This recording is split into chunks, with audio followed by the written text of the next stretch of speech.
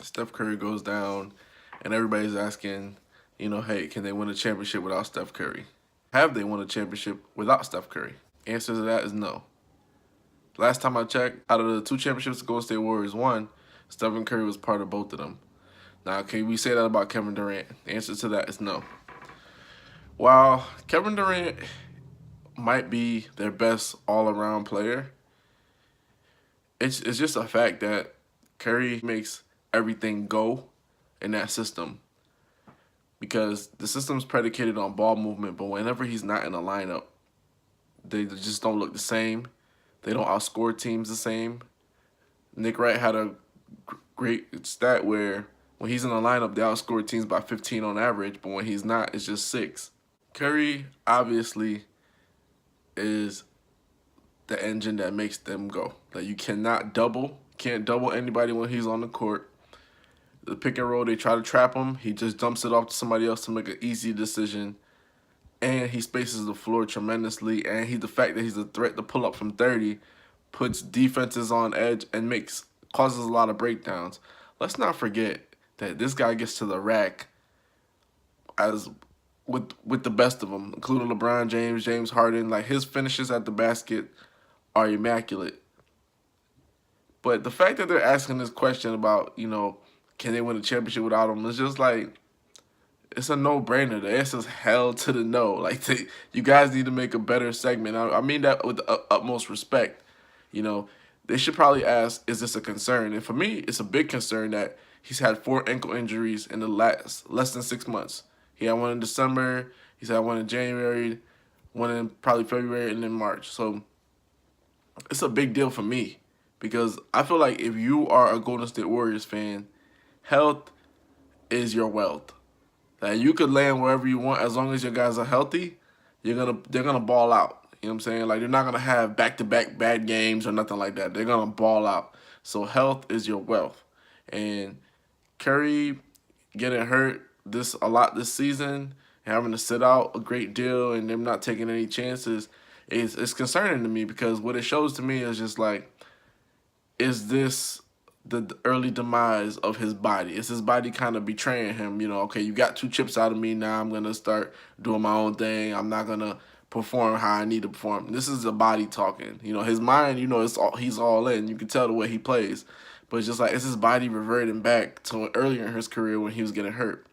And that's scary to me, especially if you're a Warriors fan, because we've been getting to see great basketball. This guy pulling up from 30. There's not going to be anybody like this ever to play the game.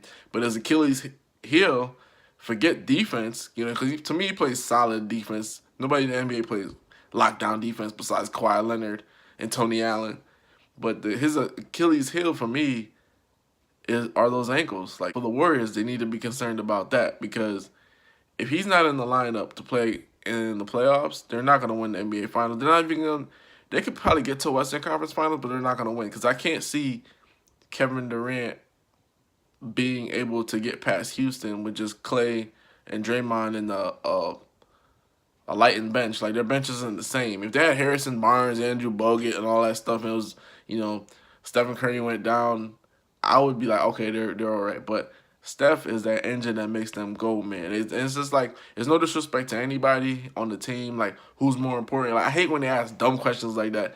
Like, on the First Things First show, they're like, well, I think these guys are more important, or this Steph is more and more important, or whatever the case is. Like, I just said that Steph is like the engine that makes them go. Like, he has to be one of the most important players.